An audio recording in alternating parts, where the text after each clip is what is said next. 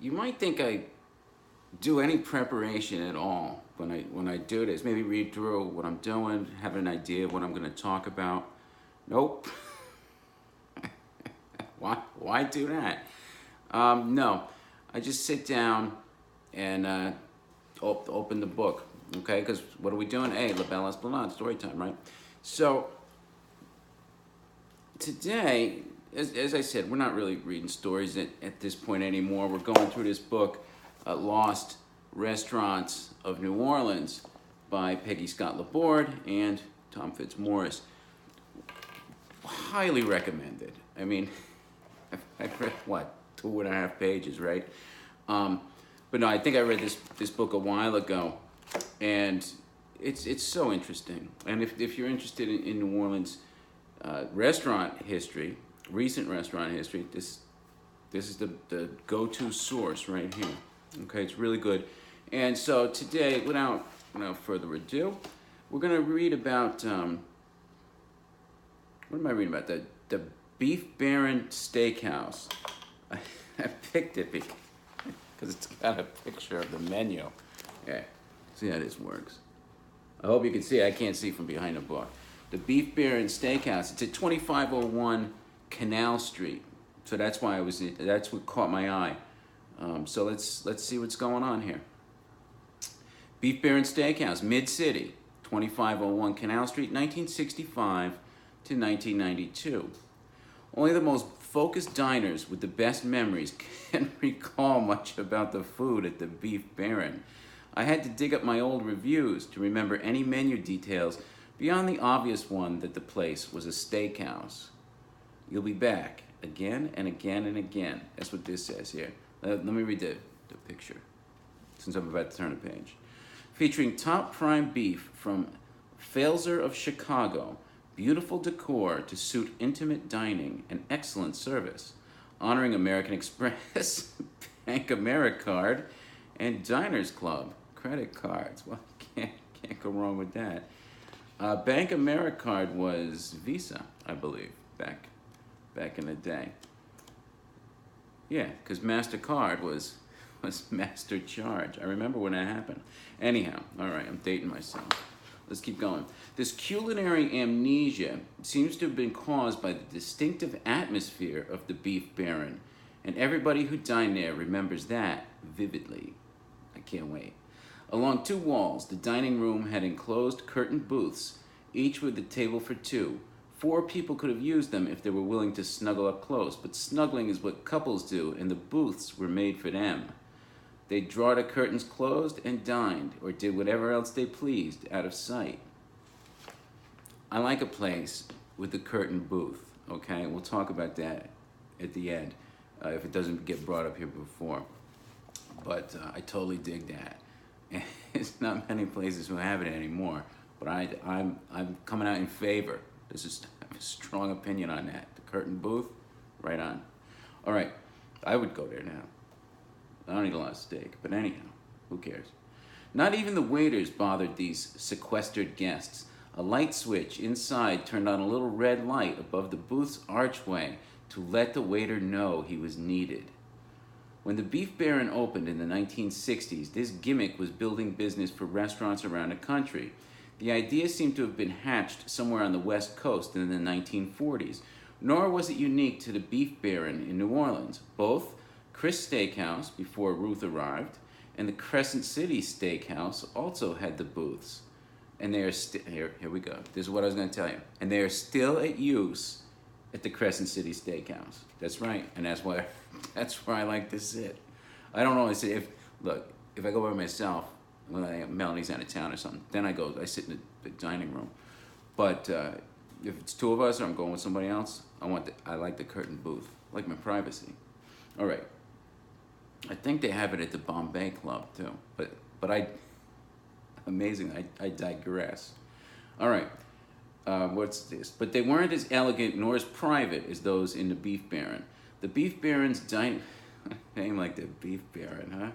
The Beef Baron's dining room was also much darker than most restaurants, adding another level of mystery. Speaking of mystery, Why there were only 3 New Orleans restaurants with private booths, all steakhouses within a 7-block radius. Could it have been where the day's winners from nearby Fairgrounds racetrack would go to celebrate? That is the theory, and that's what they say. It's a whole steakhouse row there. So now I'm getting a hint of where the Beef Baron is. It's close to, there's Crescent City, you had the original Ruth's Chris Steakhouse, and Guild's Steakhouse. They're all on Broad Street there, Broad Avenue. And so this place must have been close to that. Let's find out. The Beef Baron's steaks were not quite as exciting as those of its neighbors, but it was always did serve USDA prime beef. In a series of commercials starring WWL TV weatherman Don Westbrook, the point was made that all the steaks at the Beef Baron were prime. This came with the heavy suggestion that maybe this was not the case at the competing steak joints in the private booth district. The 2 most memorable dishes at the Beef Baron involved onions. The onion soup over a crouton covered the crock. Oh, wait, I skipped a line. Let's go again. Good thing you got me reading here. Okay, the 2 most memorable dishes at the Beef Baron involved onions. The onion soup was made in the style of Les Halles in Paris. A cap of melted cheese over a crouton covered the crock. And in lieu of French bread, the Baron served crusty hot onion rolls. It was almost worth going to the restaurant just for those. The Beef Baron suffered from the downward trend in its neighborhood in the 1980s. Pan American Life Insurance Company across the street moved to new headquarters. So. This hit the Baron hard. It closed and then reopened in the early 1990s in an unfortunate location on Oak Lawn, just riverside of Veterans Boulevard, right behind a Burger King. It built a new place with many private booths, but it made them just a shade too small. The restaurant closed after a few years. Petra, also now gone, took over the space and ultimately pulled out the booths.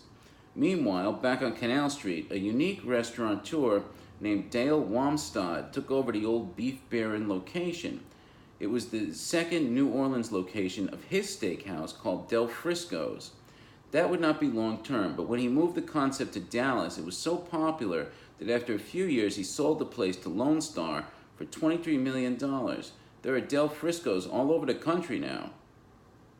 Are there? I've never heard of them. In the summer of 1967, I congratulated myself for being named interim manager of the Time Saver in River Ridge by having dinner at the Beef Baron, still then in its original location.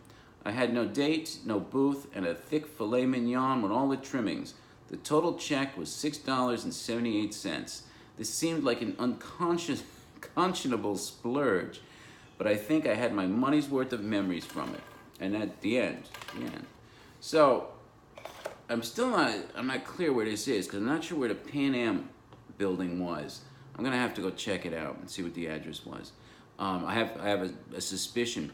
Canal Street, that part of it, it's got a bunch of big modernist office buildings built in the 50s, 60s in that part of Canal. They're low rise, maybe 5 stories tall, 3 stories tall, 4 stories tall, whatnot.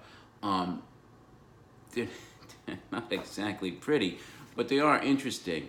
And like he says here, that neighborhood saw hard times at one point. Where's the Pan Am Life Insurance building now? It's right on St. Charles Avenue, St. Charles and Poydras, big skyscraper. We go there sometimes. The Tsunami is the restaurant, sushi restaurant. You don't come here for sushi, but that's where we go. I like it there. And Morris Bart's office, you don't know who that is. He's a lawyer. I wouldn't know who he was either, except he's got billboards all over the city, big grin and mug on it. It says one click, that's it. One call, that's all. Okay. So he's a personal injury lawyer, I think. I don't have TV, so I don't watch the commercials, but I'm sure he's got commercials on every channel. So anyhow, that was it. The Beef Baron sounds like an interesting place to me. Of those places that he mentioned on Steakhouse Row there, Ruth's Chris, you heard of that, right? Well, the original one was on Orleans and Broad Street, like I say, and that closed down after Katrina. and now it's the Ruth Fertel Medical Clinic or something. I don't know. Tulane University's running a medical clinic there, and it's named after Ruth. Why Ruth's Chris Steakhouse? Like you said, it was the Chris Steakhouse before Ruth showed up. I'm not going to tell you about it. It's another day. In fact, it's going on for a long time. So that'll do it for me. So I'm in La France Suite. Decided to turn the camera around, look at something different angle. I know, it's fascinating. There's Joan of Arc up behind me. La France Suite, La Belle Esplanade. #1 place to stay in New Orleans. LaBelleEsplanade.com. Check out our website. When you're coming to New Orleans, make a reservation, stay here. Okay, it's a good place to stay. Read the blog, you can waste a lot of time there. Check out our Facebook page and our Instagram TV. I'm starting to use that now. Put up a lot of nonsense. Get you into a New Orleans state of mind, right? All right, you have a great New Orleans day today, wherever you may happen to be. And it's been a pleasure, once again, reading about lost restaurants of New Orleans. A votre santé, mes amis. You have a great New Orleans day. Ciao.